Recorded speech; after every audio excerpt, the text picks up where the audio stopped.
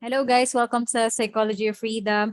So this time hindi naman typing episode kasi I decided na igawin kong alternate.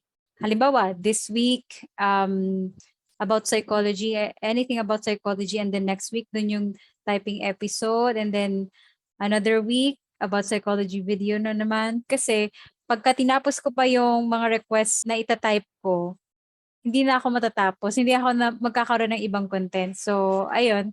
Pero don't worry kasi lahat ng mga ni-request nyo, naka-line up na yan, gagawin ko na lang siya. So, anyway, para saan nga ba tong video ngayon? Kasi it's about a sensitive topic na narinig ko sa radio.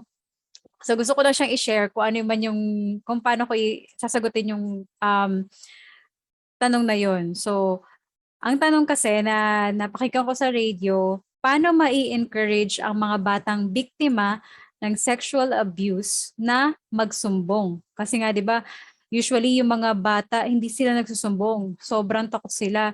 Kaya na nauulit yung sexual abuse, 'di ba? So, yun nga, medyo complex yung answer dito. So, bear with me.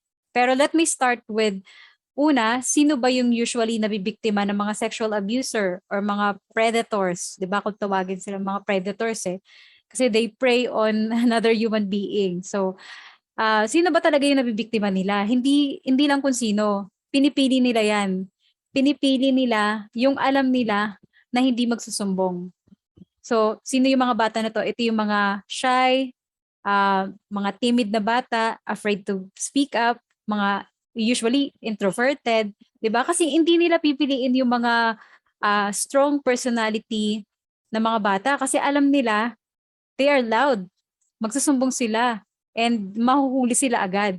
So, yun, that's the first thing. Yun yung mga pinipili nila, yung mga batang timid, very introverted. Um, Basta yun, very reserved na mga bata. So bakit ako doon nagsimula? Kasi hindi siya, yung tanong na to, complex yung answer sa kanya. There are many layers into it. Kaya I will start with yung pinaka-root kung bakit may mga ganitong bata na hindi sila nagsusumbong. And lahat ng parents, it's their job to encourage these types of children na magkaroon, anong tawag doon, i-assert yung sarili nila or to try to stand up for themselves and speak up more. Kasi itong mga bata na to, they are afraid eh. They're very fearful. Kaya nga ang ginagawa sa mga victim ng rape, sexual abuse, ang ginagawa sa kanila in psychology, they have assertiveness training. Kasi that's really the answer para ma-overcome nila yung mga ganong experiences. So bakit nga ba nagiging ganito yung mga bata? Bakit sila nagiging afraid to speak up?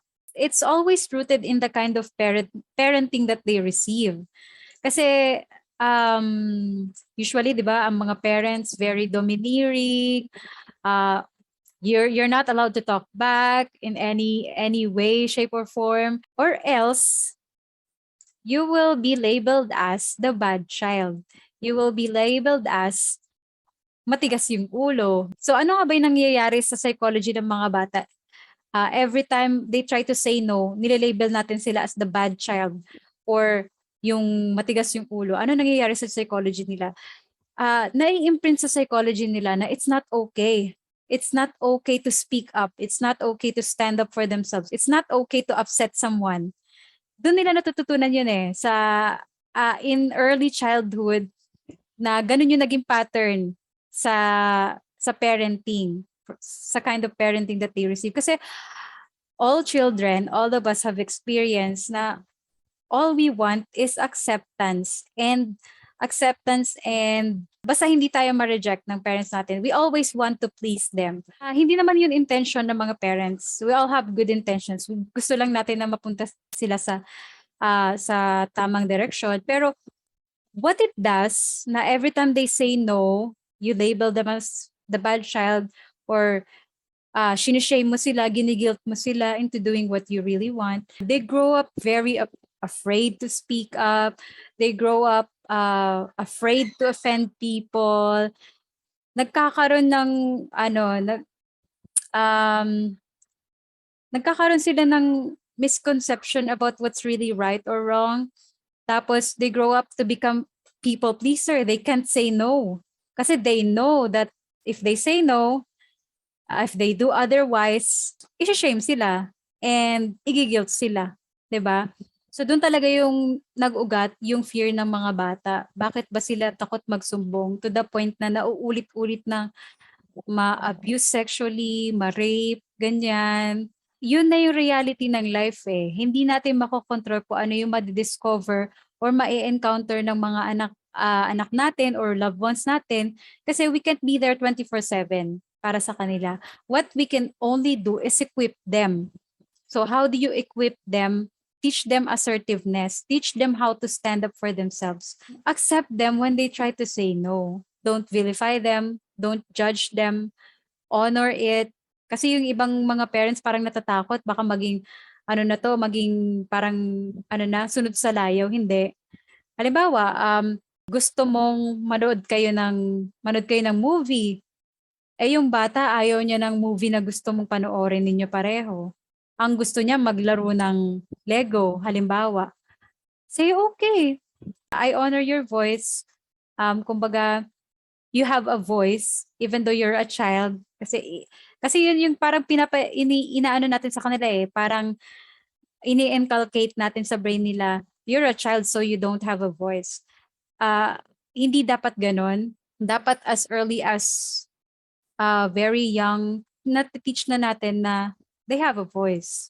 So ayun, hindi mo naman siya susundin talaga yung layo, pero just hear them, di ba? Honor their voices, honor them when they try to stand up for themselves. Lalo na kung hindi naman masama. It's just a matter of personal preference or personal choice, di ba? So you're teaching them that they are not powerless.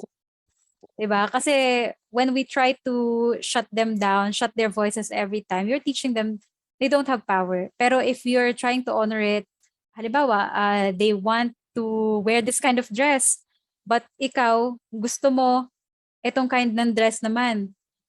So why not give them that power to choose so that they know they have a voice? Ganon. Meron lang misconception yung mga parents na kapag ang bata, they try to say no, iisipin nila na magloloko na agad, na mapapariwara na, or yung ganon. Parang very fearful din yung mga parents in short. Pero, ang hindi nila alam, it's just an attempt of the child to honor their own voice, to speak up for themselves, is i-assert yung sarili nilang will. That's their attempt na to make their voices heard. So since yung mga parents hindi masyadong aware, they vilify it. Sumasagot ka na. You're talking back na. Parang na-judge na sila agad. Misconception lang yun eh. It's not to disrespect you, it's not to parang to shame you or anything. It's just an attempt to make their voices heard. Especially sa teenage years, mas prevalent yung mga child na sumasagot, ganyan. Yung mga parents kasi minsan medyo 'di ba? Yung ego, madaling masaktan pag sinagot ng child, 'di ba? So, what I encourage is when your child is trying to assert their own will, celebrate that. If they can stand up to you, they can also stand up to their abusers. Diba? If they can stand up to you as their parent, they can stand up to everyone else. So, not to say naman na i-encourage natin yung palasagot ng mga bata. What I'm really trying to say is, when they try to speak up, don't just shut them down. Don't vilify them for doing it. If you do that, you parang na condition mo na yun sa mind nila na it's okay to stand up for yourself. Once na naka-encounter sila ng mga abusers who are trying to violate them, they will be able to speak up. Hindi sila somehow, syempre nandun pa rin yun eh, na meron pa rin silang takot, pero they know they are safe when they come to you and tell you na ganito yung nangyari sa kanila. They know they will be heard. Diba? They know that they will not be shut down or judged for speaking up. Actually, yung minsan pagsasagot ng mga bata, it's not totally bad. Lahat tayo 'di ba may good and bad side, yin yang nga 'di ba? Yung bad side, it's there for a purpose so that you will be able to defend yourself when you encounter yung mga toxic and abusive predators. You have to integrate it so that it's there when you need to use it. Kasi pag hindi, sinuppress mo na sinuppress, when there are predators around you, you can't say no. You are prone to abuse. You are prone to being a victim. So ayun, ano talaga siya, more on integration of your strong side, powerful side, and yung kind and weak and gentle side. So ganun siya, there should be a balance. Even yung mga children na masyadong loud, masyadong extroverted, uh, those children who always say no, they should also integrate yung gentle side nila. Kumbaga, 'di ba, yin yang yan eh. You can't be on the far side of the spectrum. Kailangan you are playing on the middle. Kasi yan yung balance and whole. So, to answer the question, paano mo talaga mai-encourage ang batang biktima ng sexual abuse na magsumbong? It's in the kind of parenting that they receive. They will be able to assert themselves kapag their voices were honored, they were taught that their voices have power. Pero if not, they didn't receive that kind of parenting. Mahirap 'yun kasi umaabot sa point na yung parents na mismo yung nakaka-discover nung sexual abuse. Sasabihin nila, "Bakit hindi ka nagsumbong? Bakit ganito, ganyan?" Kasi you weren't able to provide that kind of accepting and open environment for your child to just, alam mo 'yun, to do it on their own na magsumbong. It's really rooted in the kind of parenting that we try to give to our children kung paano nila i-handle yung mga life situations nila. So, ayun nga, encourage them to speak up, even disagree with you if they really disagree with you and be okay with it, 'di ba? Don't shame them, don't shut them down. Celebrate when your children are not afraid to speak up their mind. So ayun, that's how I'd answer that question. Thank you very much. And sana may napulot kayo. Pwede niyo ako i-reach out for any questions sa Facebook page ko, Psychology of Freedom. And see you sa next video.